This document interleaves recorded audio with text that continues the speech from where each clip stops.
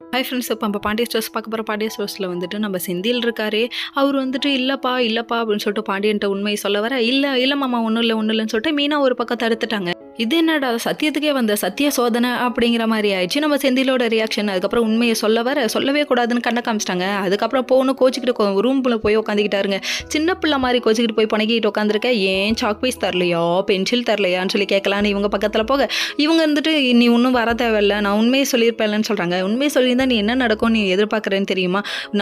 நானே வந்து உண்மையை சொல்லணும்னு எதிர்பார்த்தேன். ஆனால் இவங்க எனக்கு முன்னாடி வந்து 4-5 பிட்டு இல்லை 400 பிட்டு எக்ஸ்ட்ரா போட்டு இவங்க நங்குற மாதிரி பொருந்து உட்காந்துருக்காங்க. அதனால தான் என்னையே திட்டினாங்க.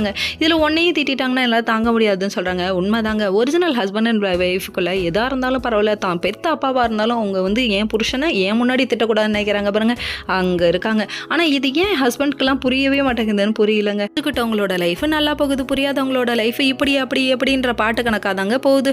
சரி, இதெல்லாம் ஒரு பக்கம் இருக்க, பழனிகிட்ட போய் விஷயத்த சொல்லுவோன்னு சொல்லிட்டு மீனாவும் செந்தில் இங்கே வர 2-3 டைம் நானே பார்த்துருக்கேன், ஏன் காதுபடியே அவங்க பேசியிருக்காங்கன்னு விஷயத்த போட்டு உடைக்க, அதுக்கப்புறம் இந்த விஷயத்தை தெரிஞ்சுக்கிட்டேன். நம்ம பழனிக்கும் கோமா உள்ள வர, என்ன குரலை சுற்றி பேசுகிறேன்னு கேட்குறாங்க. அதுக்கப்புறம் பார்த்தா வாக்குவாதம் பெருசாக போகுது. மீனாவை பற்றி கொச்சாயப்படுத்தி அவங்க பேசினதுனால செம்ம டென்ஷன் ஆகிட்டாங்கங்க.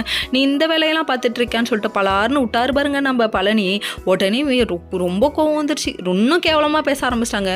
உடனே கோவம் வந்து அவள் கழுத்தை பிடிச்சி நெரிக்க போகிற டைமில் இது ஒரு வேஷம் போட்டுருச்சுங்க. ஐயோ என்ன அடிக்கிறான், அம்மா என்ன அடிக்கிறான்னு சொல்லிட்டு இதுவே கழுத்தை பிடிச்சி நெரிச்சிக்கிட்டு இது ஒரு பக்கம் ஆடுது. அடே என்ன பைத்தியக்காரன் நினச்சிட்டியாடா அப்படிங்கிற மாதிரி இவங்களோட ரியாக்ஷன்.